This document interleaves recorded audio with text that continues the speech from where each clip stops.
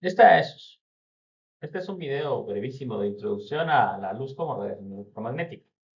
Está pensado para ser la primera parte del estudio de la espectrofotometría como técnica instrumental. Entonces, no es un análisis profundo ni demasiado elaborado, sino que requiere nada más ver algunas cosas muy generales que nos servirán, pero que al mismo tiempo son importantes y que piensan desarrollar la intuitividad de cómo la luz funciona, sobre todo como onda, pero también en algunas características corpusculares.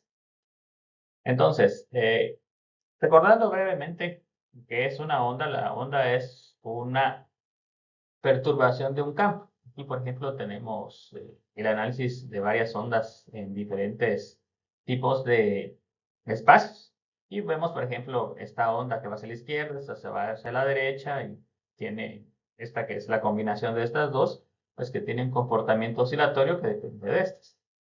En realidad, si recordamos entonces lo que tenemos es nada más que este punto, por ejemplo, se sube y baja, sin moverse, aunque la onda como energía sí se está moviendo. Entonces, lo que vemos realmente, y lo podemos asociar, por ejemplo, a una sustancia como el agua, es el movimiento de las partículas en un medio. Si se asocia esto, por ejemplo, a un campo electromagnético, que es en realidad uno que está generado por una carga en el vacío, eh, podemos tener también perturbaciones en el espectro electromagnético. Lo vemos, por ejemplo, aquí. Esta es una perturbación del campo eléctrico en perpendicular al campo magnético. Y entonces lo que vemos es que hay también un movimiento, en este caso del campo eléctrico y campo magnético, dependiendo de cómo esta perturbación se está propagando. La radiación electromagnética, que no es otra cosa más que la luz, es justamente eso, es una perturbación del campo electromagnético debido a una fuente luminosa. Esto entonces nos da un comportamiento ondulatorio como el que se conoce en cualquier onda viajera. Para recordar brevemente qué características importantes podemos tener en cuenta cuando vemos una onda, pues vemos aquí una esquematización de la misma. Si lo comparamos con la onda viajera, la diferencia de esta onda simplemente es que le tomamos una foto, ¿no? Entonces, hay varias cosas importantes. La amplitud de onda es la distancia máxima que existe entre la base y la cresta de la onda en esta perturbación. Pues como vemos aquí, en este caso está dado por distancia. Se repite hacia arriba, hacia abajo en esta onda, entonces es sinusoidal. La longitud de onda es la distancia que hay entre una cresta y la siguiente, o entre un valle y el siguiente, o inclusive entre un cero y el siguiente. Si vemos estas distancias de aquí hacia acá y de aquí hacia acá, son idénticas, y entonces podemos establecer esta como otro parámetro específico de cada onda. Y asociado a esto también, por ejemplo, podemos ver aquí que si nosotros tenemos una onda cuya longitud es más larga que otra, como estas dos que vemos aquí que están en pequeño, la velocidad en la que la frecuencia con la que llegaría al final de esta sección sería mucho más alta en la parte de abajo, donde la longitud es más pequeña, que aquí arriba, donde la longitud es más larga. En otras palabras, la longitud de onda a mayores de longitud de onda, mayores longitudes de onda, menores frecuencias. Y a menores longitudes de onda, mayores frecuencias. Esto es importante porque la energía de una onda, que lo vamos a ver posteriormente, está asociado a qué tantas veces podría, por ejemplo, impactar aquí, si ponemos aquí, por ejemplo, una pared, o lo equivalente que sería un analito y por tanto una muestra, y qué tanto reacciona. Entre más larga es su longitud de onda, más veces impactará, y por lo tanto podríamos imaginarlos que tiene una mayor una mayor energía entre más veces impacte, como sería aquí abajo. Si impacta pocas veces a mayor longitud de onda, entonces la energía es menor.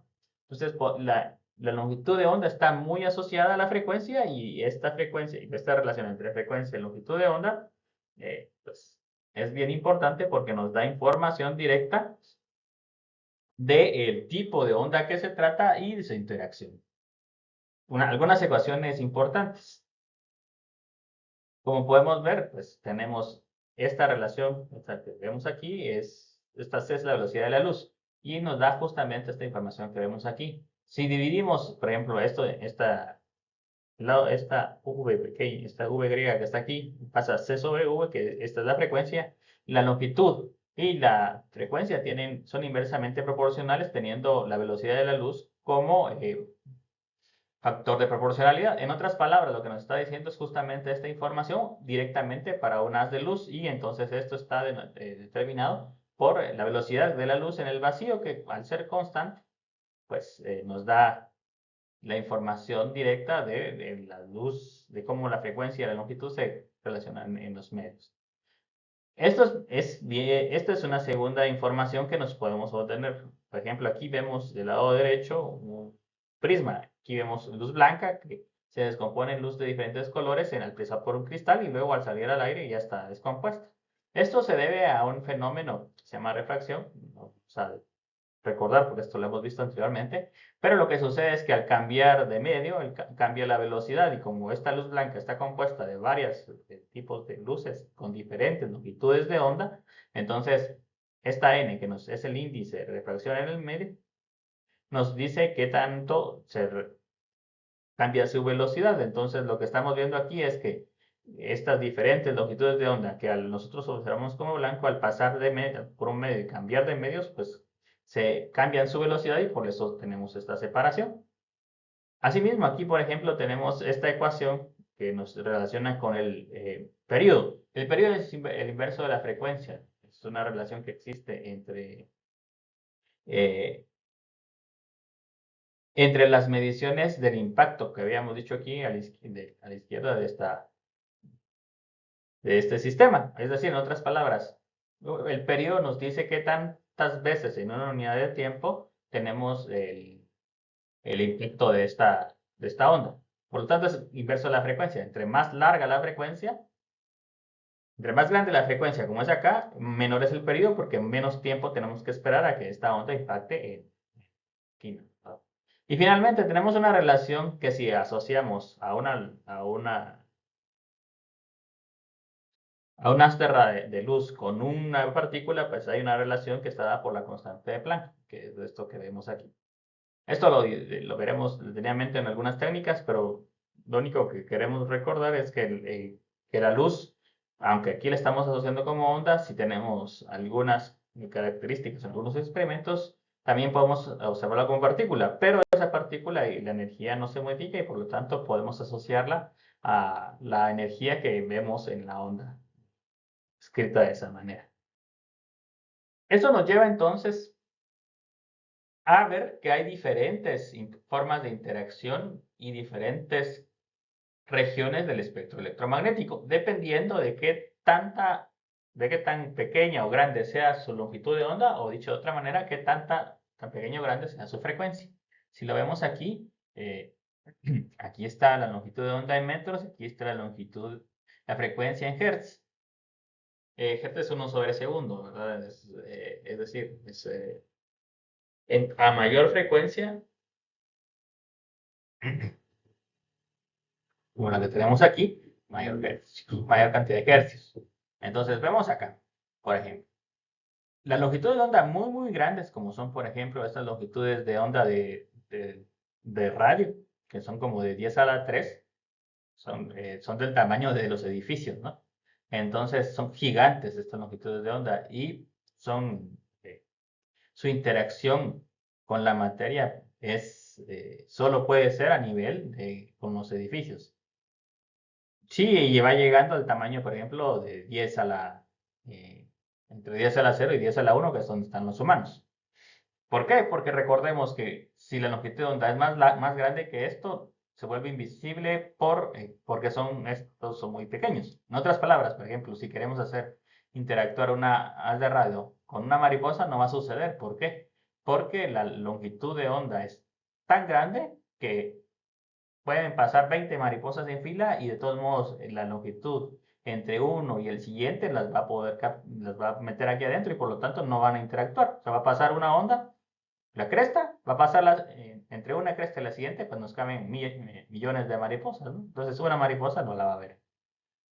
Entonces, y así sucesivamente, entonces lo que tenemos que pensar es que la longitud de onda del tamaño que vemos aquí es la que va a interactuar con el equivalente, porque en ese caso, por lo tanto, lo puede ver. En otras palabras, entre cresta y cresta, se puede, si se encuentra este cuerpo que vemos aquí en medio, entonces va a interactuar esta materia con esta radiación y por lo tanto se va a poder ver. Entonces, si entendemos esto de esta manera, podemos ver por qué.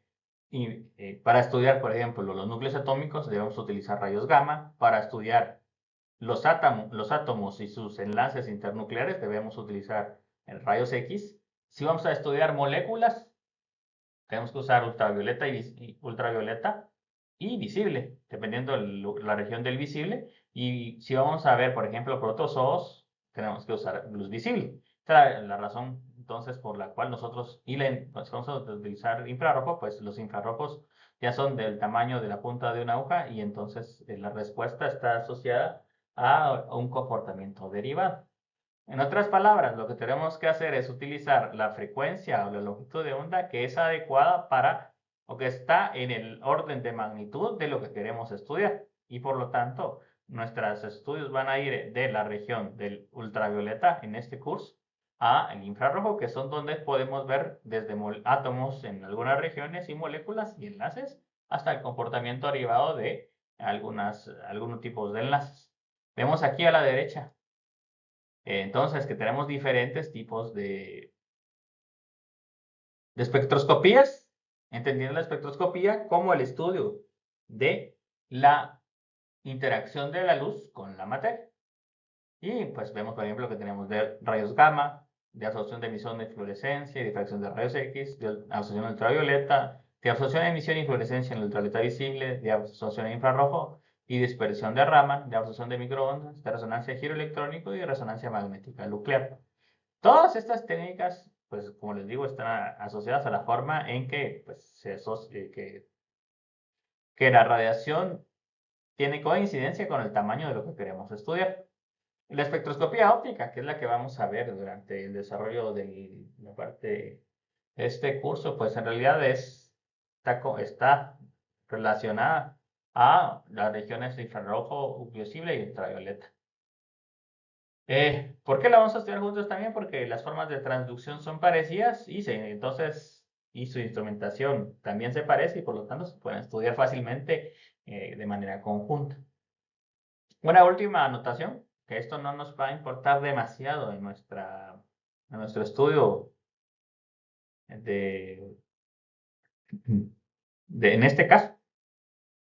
Pero esto también, debido a la forma en que estas sustancias generan energía, también está asociado a la temperatura superficial de algunos cuerpos que emiten ese tipo de radiaciones. Entonces, por ejemplo, vemos aquí que las radiaciones de microondas son a un Kelvin muy bajas y estos pues se estudian, por eso se estudia el background, el fondo de los microondas cósmicos a temperaturas de un Kelvin y vemos como el infrarrojo está a entre los 100 Kelvin y y hay los cuerpos, por ejemplo las estrellas, que son las que producen los átomos, pues están a 10.000 Kelvin y por lo tanto es que están a altas temperaturas. Esto pues en el curso nos va a importar, pero es un hecho importante, es un hecho que también sucede dependiendo de la energía y por lo tanto de la longitud de onda o la frecuencia de las diferentes haces de luz.